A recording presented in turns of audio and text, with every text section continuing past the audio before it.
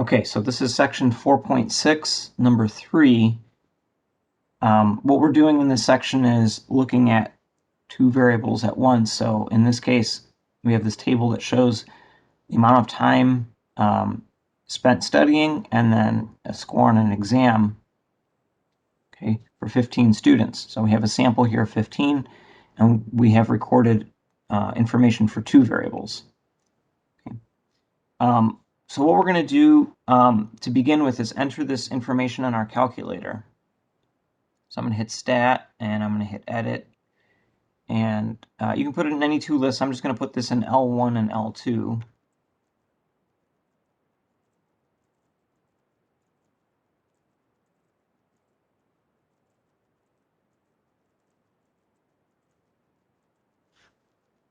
Okay, so those are my minutes spent studying in L1, and then we're going to put the exam scores in L2.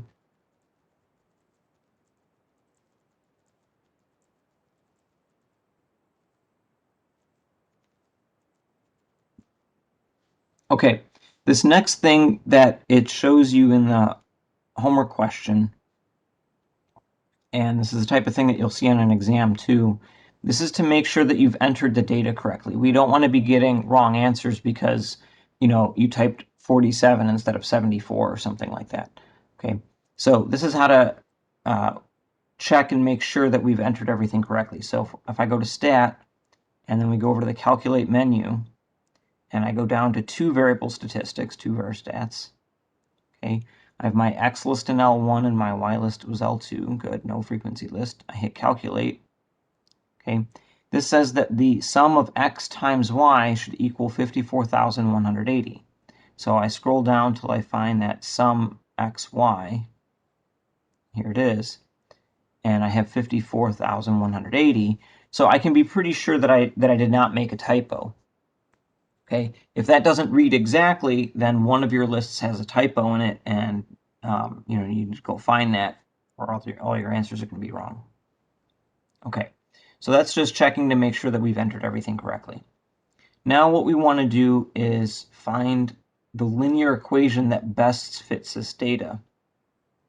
Okay, now it's not part of the problem to do this, but a good habit before we find a linear equation is to actually look at the data and make sure that a linear equation would be appropriate. So I'm going to go ahead and create a stat plot. So I go to second stat plot, turn it on.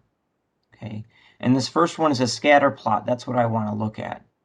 Okay, so once I have that set up, I'm going to hit zoom. Oops, I can't zoom yet.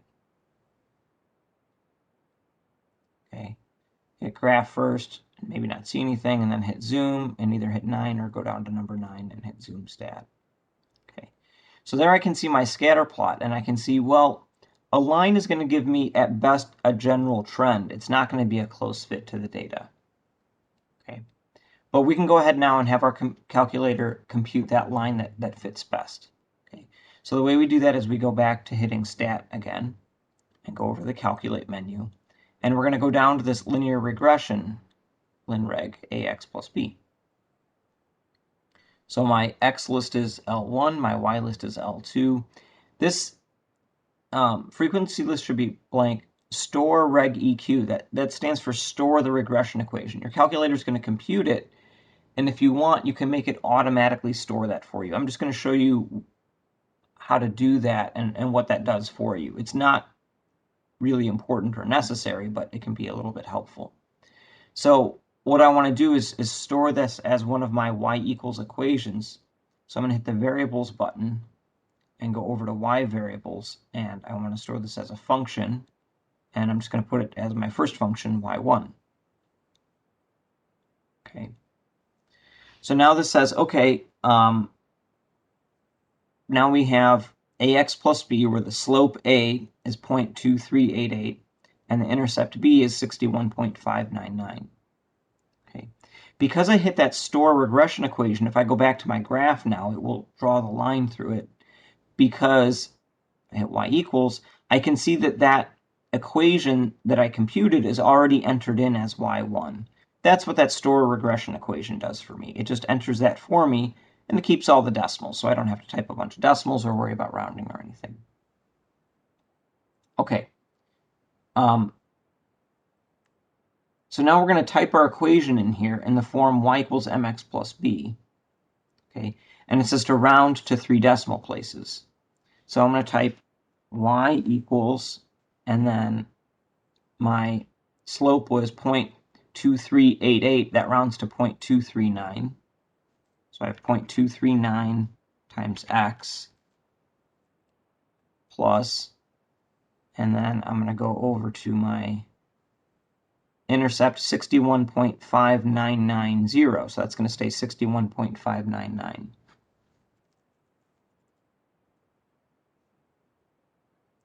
Okay. Based on your regression equation, what score would you predict for a student who has studied for 1 hour and 10 minutes? Okay. This is minutes spent studying. So the first thing I need to do is rewrite that 1 hour and 10 minutes as a number of minutes. Okay. So I want to use x equals 70 minutes. Okay. And what we're doing is we're plugging that into our regression equation. So you could just plug that in for x. So I could write y equals 0.239 times 70 plus 61.599. And you can just type that into your calculator, right? You don't need to use anything fancy. So we could just do 0.239 times 70 plus 61.599. Okay, and I get a score, and it says to round to a whole number of points. So I'm going to round that to 78. Okay. Another way that you could get this same answer without having to type out your equation, since we already have this y equals equation, okay, or we could say we have it on our graph, is when I look at my graph, I could say, okay, calculate. So I hit second and hit calculate. I want to calculate a value when x is 70.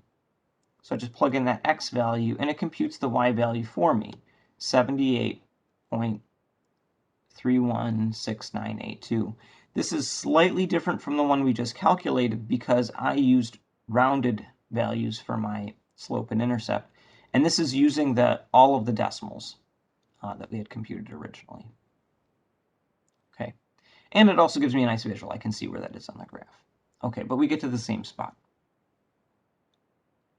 All right, based on your regression equation, how much time should a typical student spend studying if they want to score at least 75 points on the exam? Okay, so 75 points on the exam, that's a y value. Okay. Time spent studying,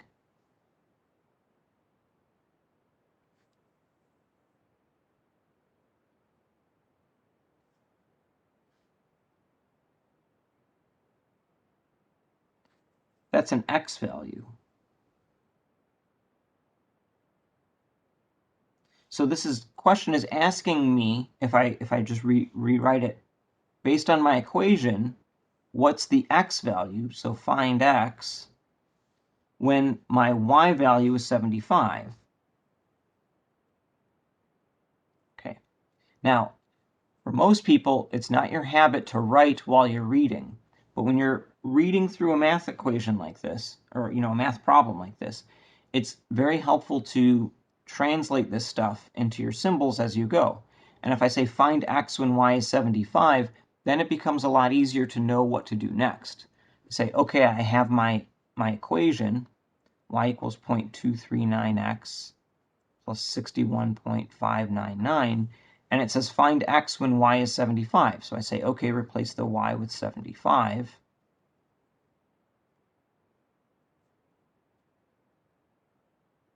And now I want to solve for x, and I'm just going to do a little bit of algebra solving. Right?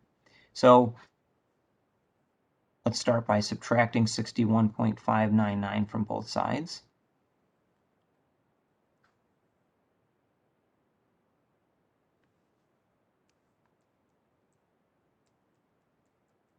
So 75 minus 61.599 gives me 13.401. And over here, they just cancel, so I just have my 0.239x.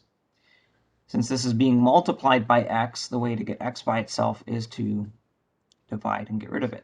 So I divide by 0.239.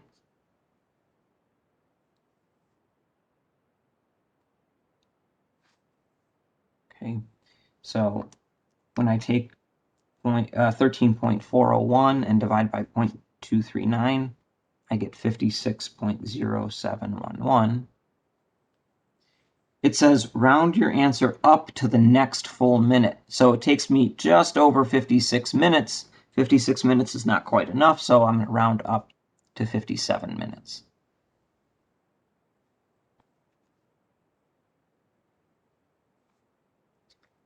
All right.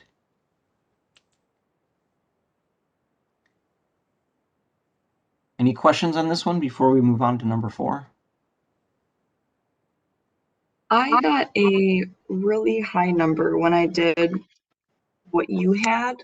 I don't know if I did something wrong with it, but like I had the what is it called? Like 34.200 like equaling 0.22 or 0.220x. And I divided that, but I got like 155.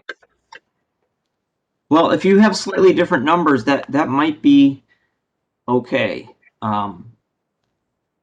Did you try it and see if it was marked right?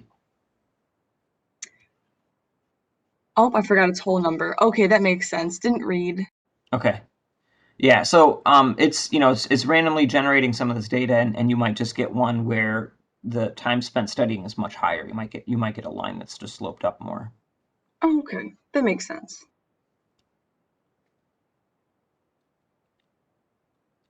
All right, let's look at number 4.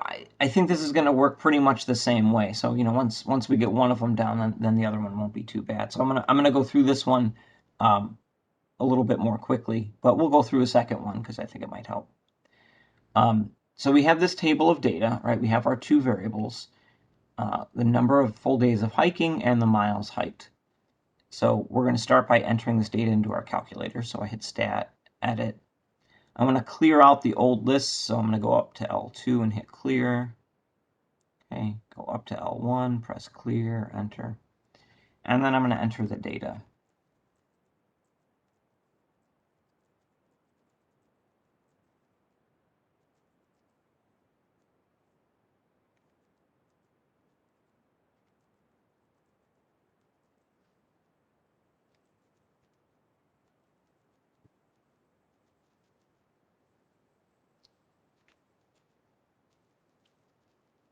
Okay, I think normally I would be a little bit more careful as I'm going, but here I can check and see if it's correct. So, we'll enter it nice and quickly.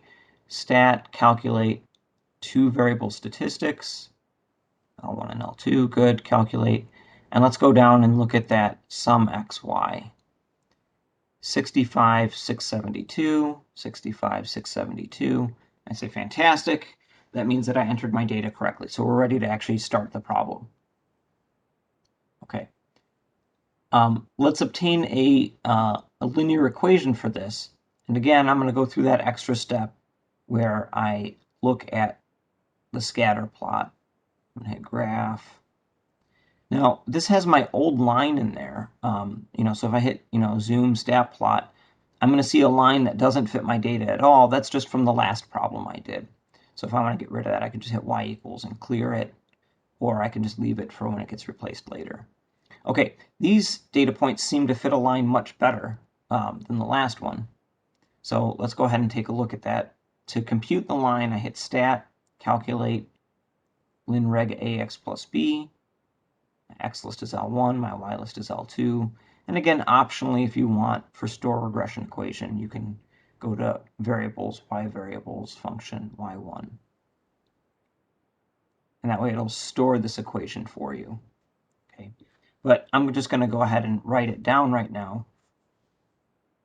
So this says y equals a, which is 16.997x, plus b. Since b is negative, instead of writing plus a negative, I'm just going to write minus.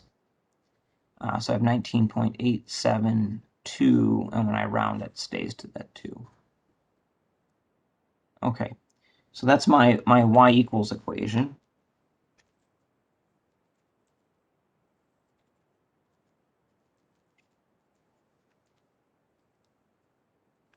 Where do you find line regression again? So I hit stat, I go over to the calculate menu, and then I go down to number 4, linear regression ax plus b. Right? X plus y, let's calculate.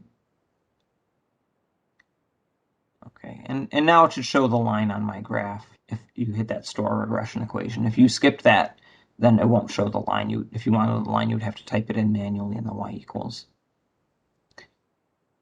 Okay, based on your regression equation above, predict how many miles a hiker would be able to hike on the Appalachian Trail if they plan to hike for 12 days.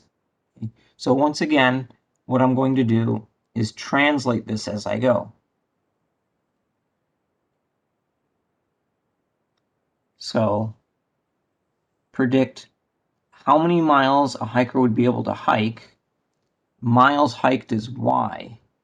So I can see that what they're asking me to do here is find a y value.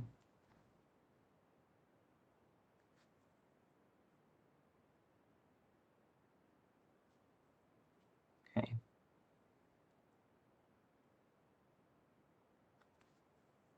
If they planned to hike for 12 days. So hike for 12 days, days hiking is x. So what I'm being given here is an x value. Okay, oh, don't write in yellow, that's terrible. Okay, so when x is 12, find y. Okay, so I'm just going to take my equation and plug in x. So the maybe longer way to do that is just to plug in here and compute it out. Okay, if you have this already on your calculator, okay, we can just hit calculate a value when x is 12. And I get y is 184.094.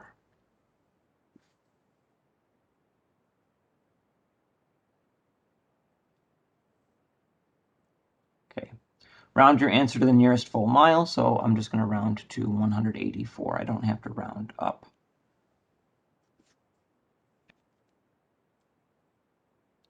Okay, so to show you how I did this on my calculator again,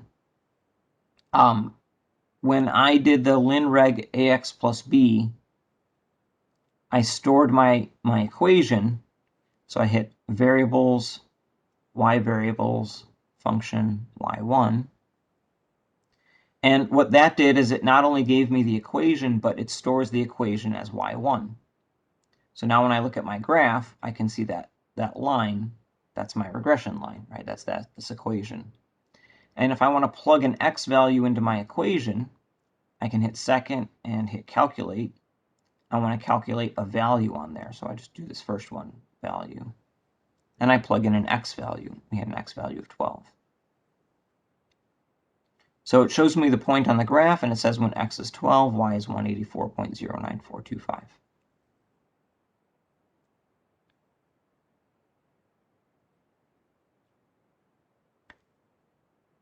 Okay, calculating a y value isn't as easy, and I don't want to get too crazy with the calculator stuff. So for the next one, I'm just going to compute this the long way only. But I am going to do the same thing that we did before, where as I read through the problem, I'm going to write down what I have. So if a typical hiker wanted to see a solid 485-mile stretch of the Appalachian Trail, okay, so that's going to be miles hiked, so that's a y value. So this says y equals 485. Okay. Then the question is asking how many days should they plan on hiking? Okay. Days of hiking is x. So it's saying find x. So find x when y is 485. So I start with my y equals equation.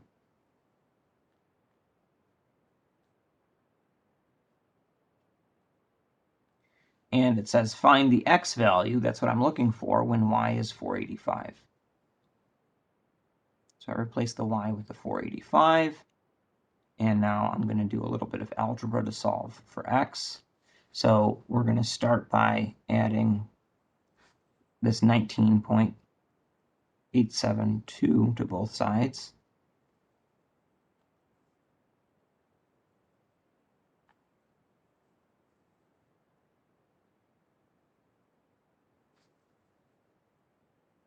Okay. So when I take my 485 and I add 19.872, I'm going to get 504.872. And on the right side, when I add that, those cancel. So I just have 16.997x. Okay, and then to get x by itself, we're going to divide both sides by the thing that x is being multiplied by, right? The 16.997.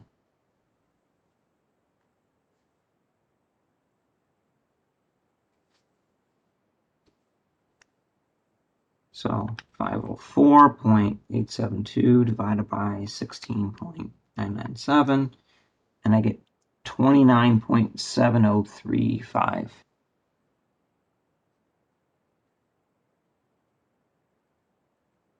Okay. It says round up to the next full day.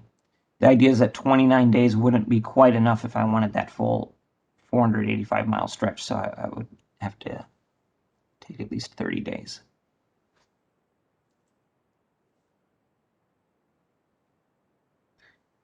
All right. Any questions on this one?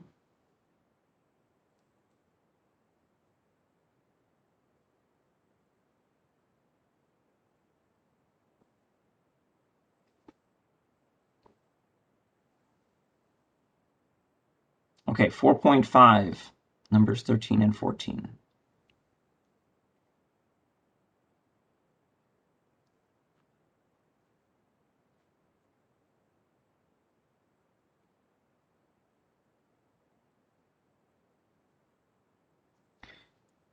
A car traveling on cruise control on an interstate highway passes mile marker 115 1.5 hours after getting on the highway. Then, 2.5 hours after getting on the highway, the same car passes mile marker 175. What is the car's constant speed? Okay, so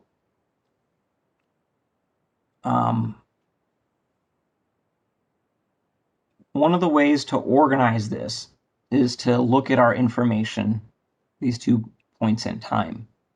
Okay, so we have this mile marker 115, 1.5 hours after getting on the highway.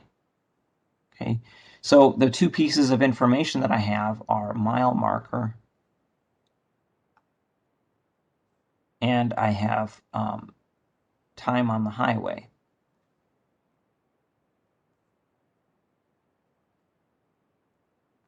So what I'd like to do is assign each one of these a variable, and you can pick your own variables if you want, but sometimes it's helpful maybe to scan through the rest of the problem. When I look at the second question, it says let y represent the mile marker and x be the hours on the highway. Another way to look at this is earlier on you practiced identifying which one would be a good explanatory variable and which one would be the response.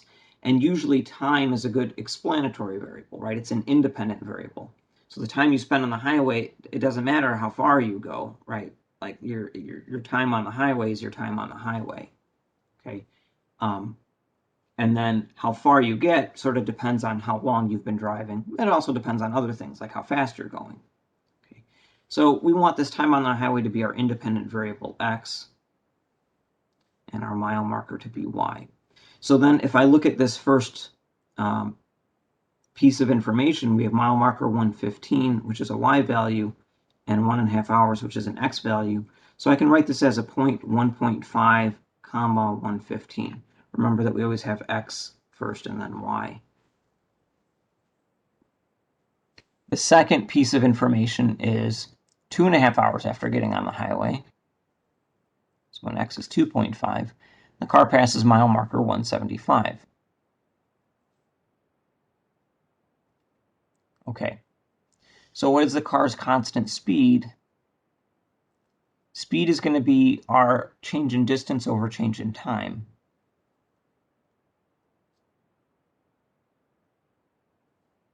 Okay, so what I'm going to do is subtract to find how far we went. So I take 175 minus 115 to find our distance, and I subtract our times to find out how long it took us. So here we went 60 miles in 1 hour, so that's 60 miles per hour. Okay. You can also be very careful with this if you write down the units as you go. So my distance is in miles.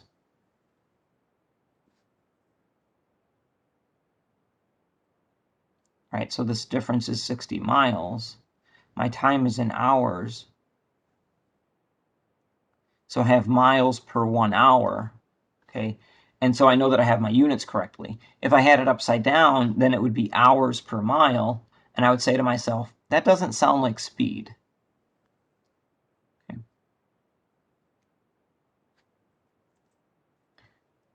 Write a linear equation modeling the car's travels, with y representing the mile marker the car will have passed after x hours on the highway. Write your final answer in y equals mx plus b form. Okay, so what we've calculated here, this change in y over change in x is our slope. So we've already found the slope.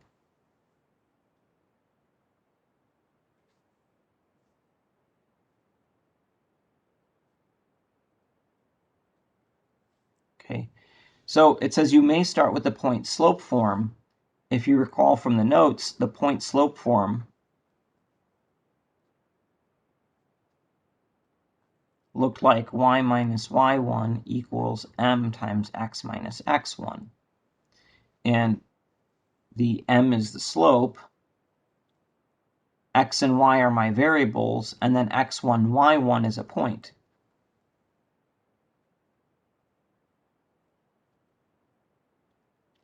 I have two different points to choose from. You can use either one that you like. Okay. When I have a choice, I usually pick the one with smaller numbers because I like to write smaller numbers. It makes, arithmetic easier. Okay.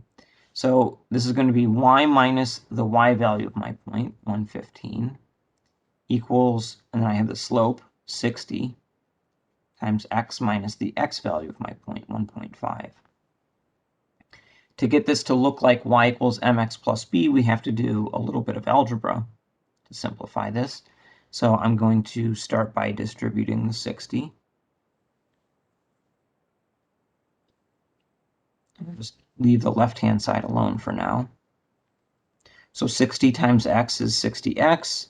60 times 1.5 is 90, but it's minus, so it'll be minus 90. Okay. To get this in y equals mx plus b, I want to get the y by itself. So I'm going to add 115 to both sides.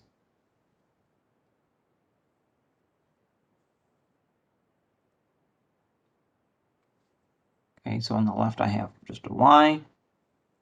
And on the right, negative 90 plus 115 will give me a positive 25.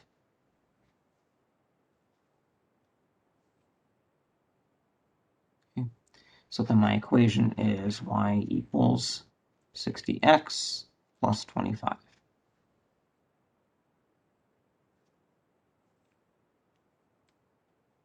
Any questions on this one before we go on to 14?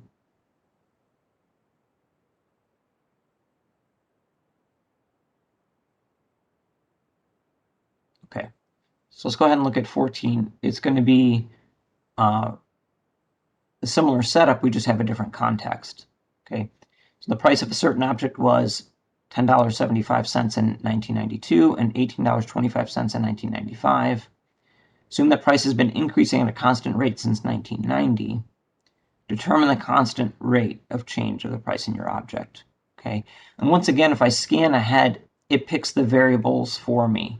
So I'm just going to use those. But I think I would have ended up at the same spot because I would have picked time to be my independent variable x, and I would have picked the price to be my dependent or response variable y. Okay.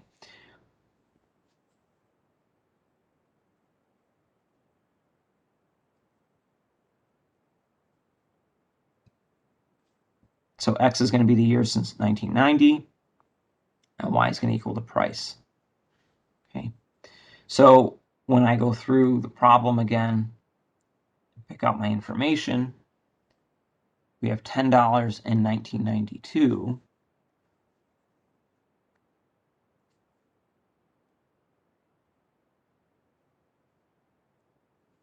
Okay, that means that my years since 1990 is going to be 2. So my x value is 2. My y value is 10.75.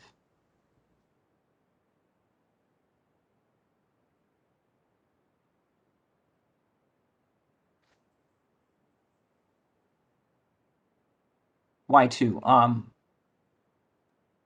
Get my pen back.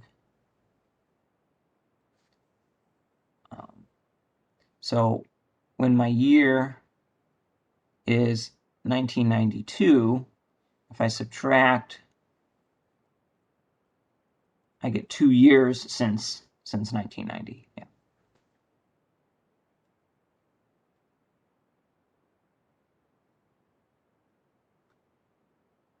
Okay. The other piece of information is that it's $18.25 in 1995. So again, writing that as a point, my x value in 1995, that's 5 years since 1990, so my x value is 5. The y value is just the price, so 18.25.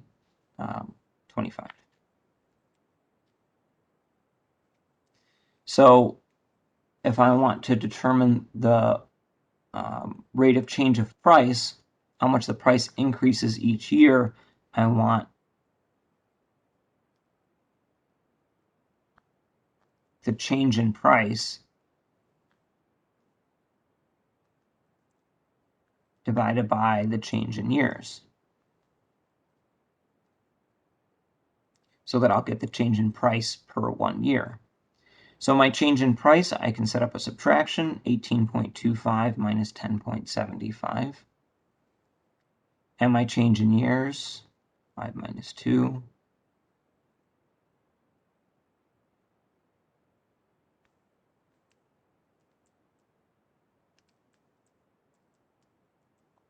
Okay, so when I subtract 18.25 minus 10.75, I get 7.5. 5 minus 2 gives me 3. And when I divide those, I get 2.5. Okay. So the units for this, since this price is in dollars and the time is in years, this would be dollars per year.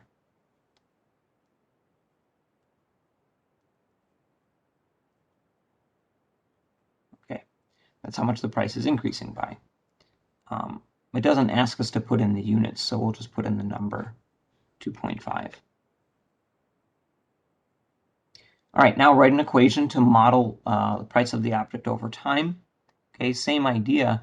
We just did change in y over change in x, which is the slope. Okay, so this is the slope.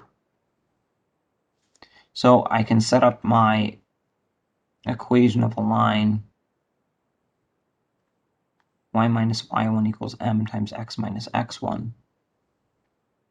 Okay. Using the x and y variables that they're telling us, but we already set those up. So I can, again, just pick either point. I'll pick the second point this time just to, I don't know, keep it fresh. So y minus 18.25 equals the slope that we computed, 2.5, times x minus 5. Okay, then I have my 2 steps of algebra. First, I'm going to distribute the 2.5.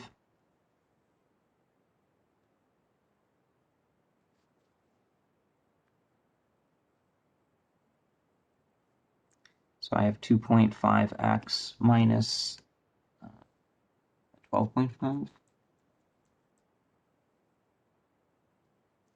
Okay. And then to get y by itself, I'm going to add 18.25 to both sides.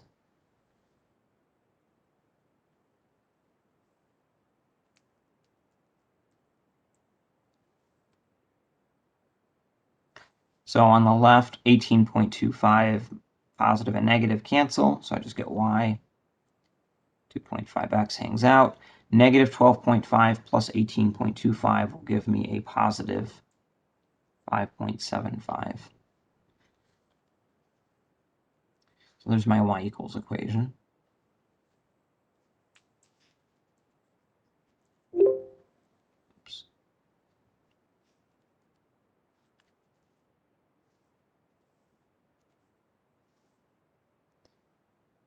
Okay, looking at your equation, what was the price of the object in the year 1990? Okay, so what I want to do is make sure I'm keeping track of, what variable I'm talking about. The year 1990, that's an x value. X is the years since 1990, so that's an x value of 0.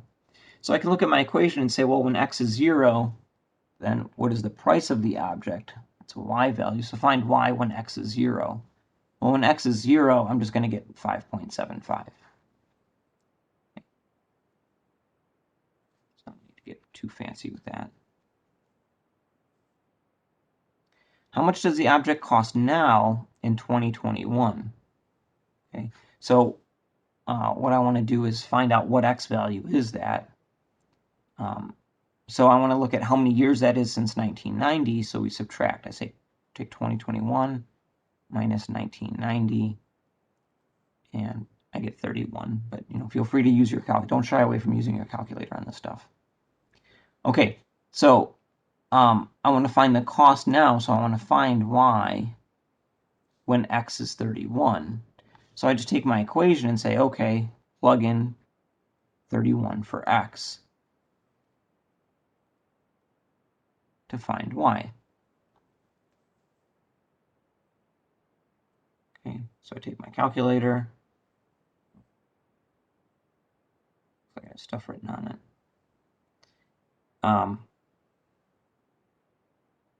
And we're just going to take 2.5 times 31 plus 5.75. And I get 83.25.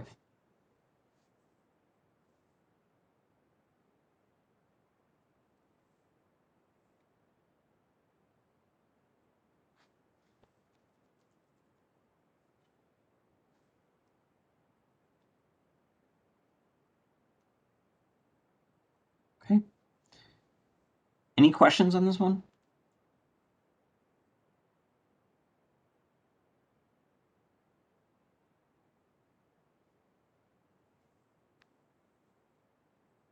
Okay, is there another homework problem you want to take a look at?